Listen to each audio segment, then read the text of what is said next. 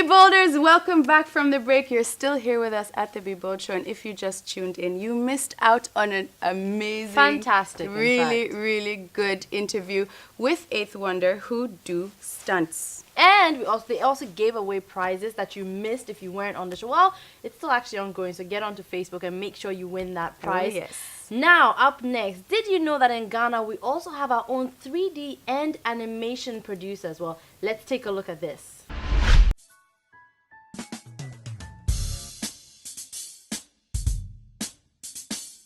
3D animation. I pretty much create things on the computer. Wow. That's what it is. Ranging from anything from a car to tape to any object to anything intellectual like logos and pretty much anything. Wow. The client comes and says, oh, I need this to be done. Can it be done on the computer for a presentation or for personal viewing or for, again. So, and I just do it. 4 kids. The oldest is Michelle, Michael, then there's Fidel, there's me, and then there's the almighty great Pascal.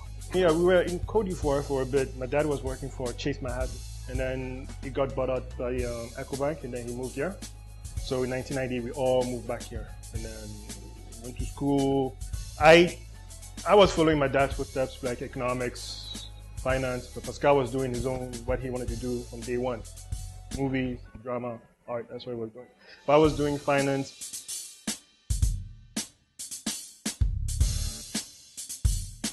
You went to study in Canada, yes. Right? So you finished your high school there, you went to university there, you started working there. Yeah. Why did you move back to Ghana?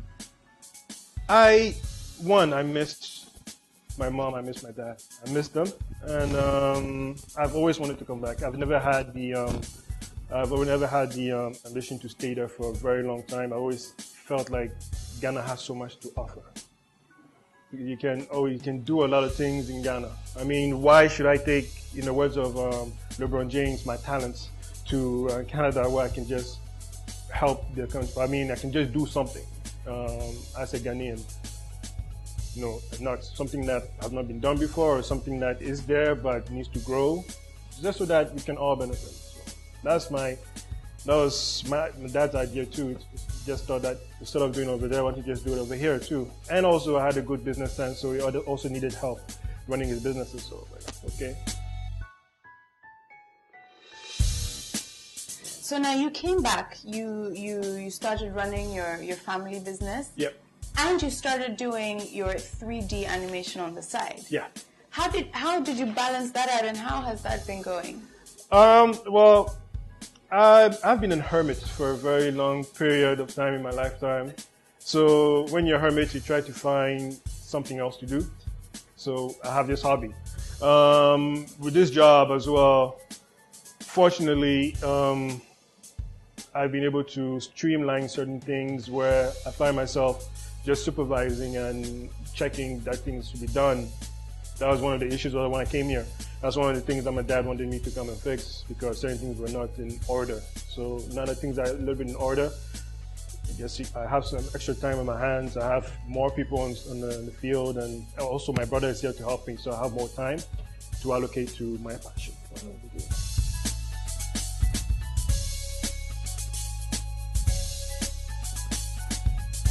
So how did you get interested in special effects and 3D? Well, interesting question. Just like Pascal. Pascal got interested in editing and everything through a software called Spider-Man Cartoon Network, where you could create scenes and, you can do screenplays and create scenes. I, on the other hand, I remember coming every Sunday. There was this show, Journey to the West, with Wukong, and then I was just wondering, how do you do this? How do you do that? Sometimes he's flying on the cloud. I mean, how? How can you do this? Yeah, so that's how I started. But again, I like creating things on the computer. So maybe I can do a 3D cloud. I can make, the cloud look better, like look real. And then that's how I started. A little bit here, a little bit there. How can I make my video game character as well, right? That's how I started. I mean, I started from the beginning and then eventually now I'm making my own movies. So am I thinking Shrek Is that what you would be doing? Well, yes. Well, it's segmenting as well because that one falls more into it's 3D. Shrek is 3D and everything. It's 3D animation, but it's more aimed at the children's side and it's more cartoonish 3D. It's still 3D. It's awesome and everything. There's also another sort of 3D that aims for realism as well. Like if you know the movie Avatar, those characters, blue characters, they're all 3D. That was all 3D? Mainly, yeah, that's all 3D. So they're not really like real. So how do you fit in? That's where I fit in more. Not to create like a Shrek, but to create like something like a Redemption, like add a 3D character or add a 3D effect on it. But sometimes too, Pascal cannot have someone falling off from a building. So I can create like a character falling off from a building.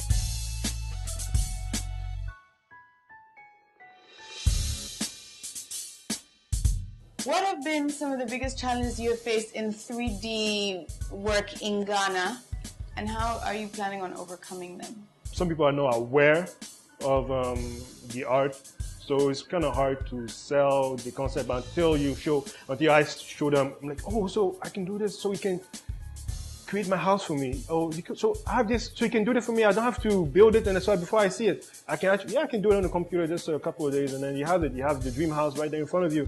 And then it saves you a lot too because when you build it, you can't change it, right?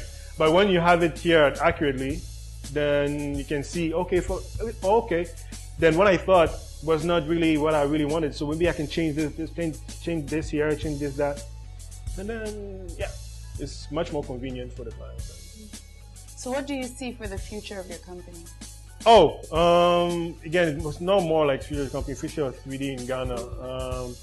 In Ghana as well, because we can do it here. We have South Africans doing 3D as well. We have people taking jobs, 3D jobs over there. Like if you have South Africans or foreigners, like you do it. Well, we can all do it here. So I see it like at least Ghana as a hub.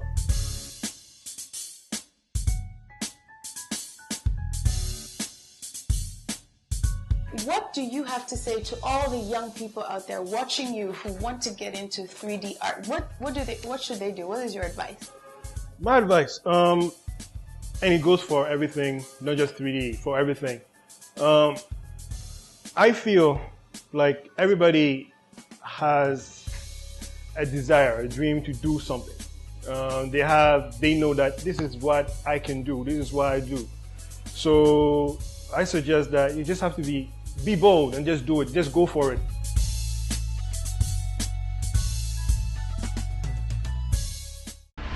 And we're back. We just watched Jean Pierre in action, who happens to be Pascal Aka's brother.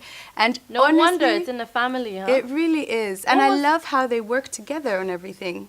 It was really interesting. Now, for JP, I think the one thing that he makes most of his money on now is architecture. He never studied it, but he makes houses, 3D layers houses of people who want to see what their house would look like in the future. And we just saw top quality, like it's not like he's playing around and making money. That's a lot of money. A lot of the real estate, especially with the new stuff rising all over, these things. And like he was also saying, it's something that is very new in Ghana. So obviously a lot of people are still trying to find out about it and don't know that it's actually an option.